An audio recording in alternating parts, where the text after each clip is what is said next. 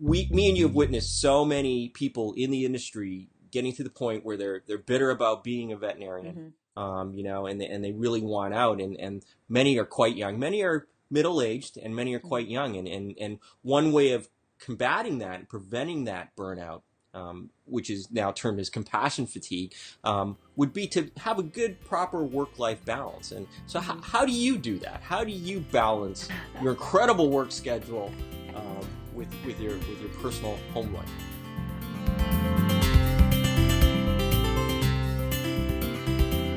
I don't know. That's a great question. That's a great question. I will say that I actually struggled with work-life balance for a long time, and I'm sure you did too. And, I was fortunate in that I graduated veterinary school relatively young. I was only 24, but then I went on to do a 1-year internship, a 4-year, residency. And before you know it, you're in your early or mid 40s, and it just sort of flies by. I think the really important thing to realize, and we talked about this before with the younger veterinarians being predominantly female, I'm actually a huge proponent of work-life balance and family life. And I will fully disclose, I'm a workaholic. I come from a family of workaholics. We're Chinese. Yeah, we're workaholics by nature. And I really had to balance it. And I do encourage the younger generation to embrace the philosophy, which is my philosophy: work hard, play hard.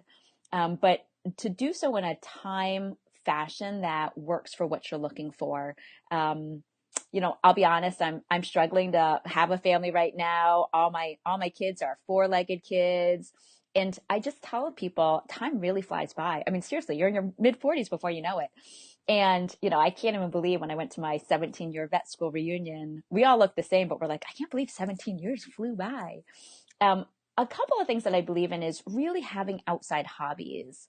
And I think veterinarians in general, and I'm going to group myself in this, we become really, I don't want to say paranoid, but we worry about our patients when we go home.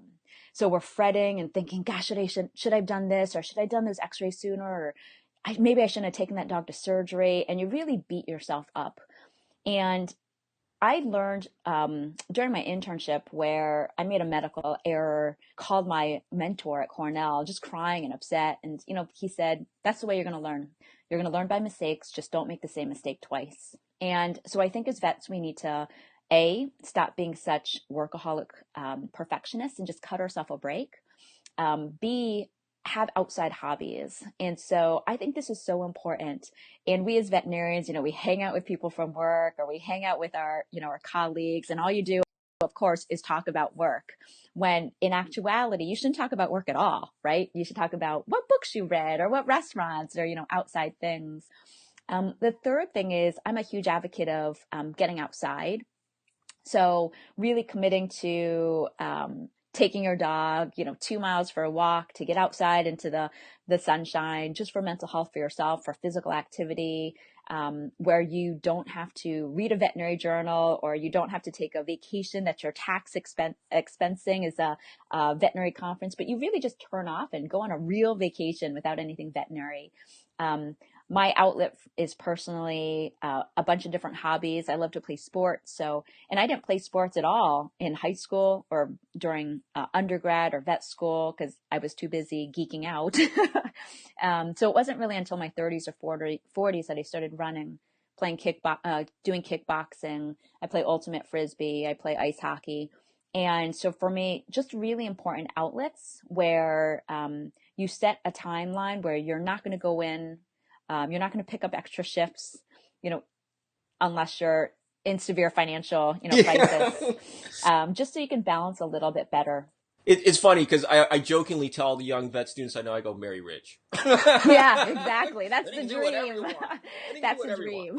Yeah, so that's exactly. That's what I always say about them. But that's great. I think it's great having these balances. And the other point you brought up about taking your work home is it's we as veterinarians, I find that we always second guessing our medical protocols and it has kept me up late at night thinking about things like that. So I think that the ability, a friend of mine whose father was he was a minister, but he did a lot of therapies with patients and stuff. And she said that he taught her how to, when you close the door at work, you close the door in your mind. Yep. and you do that sort of thing. And I always go back to that you do what you can at the moment in time. You close the door, and then, sitting up late at night, be sleeplessly thinking about it really is not going to solve the problem. Go back Right. tomorrow and then deal with it Right. at that point in time. Right.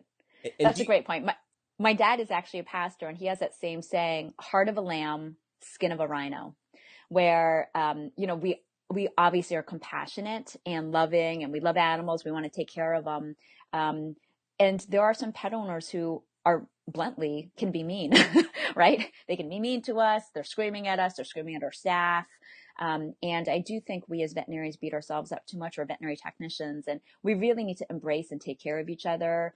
And, there's a huge issue with the prevalence of suicide in veterinary medicine. Yeah. And, for that reason, I'm a huge advocate of self-care. I'm a total tomboy, but I will fully admit I get a facial once a month, because I think it's really important. And I add it to my calendar, or, do whatever you need to. Get a pedicure, treat yourself to a Starbucks once a week or whatever. I do think part of work-life balance is also being fiscally responsible, which is a totally different, interview. But I think that as veterinarians that graduate with a lot of school debt and loans, really live within your means so you can pay off your loans as quickly as possible. Because once you do that, then you have work-life balance. Yeah, that's the second thing I tell the new grads. I go, don't buy a new car. First thing you do, don't buy a new car. Yep. There's a lot of good, reliable used cars out there. Exactly. Yeah. Exactly. I actually just sold and traded in my 2000 Hyundai 2 years ago. And it was the car that I had during, my residency. But when you have so much school loans to pay off, I really am an advocate that your quality of life will be better and you'll be way less stressed once you can get that debt load down. Absolutely. Great advice.